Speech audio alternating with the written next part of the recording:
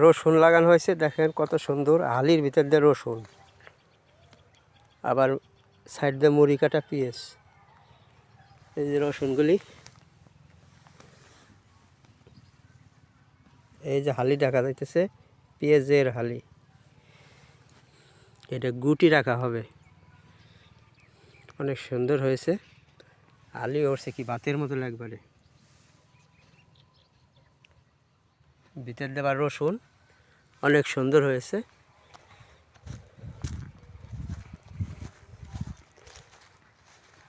অসাধারণ।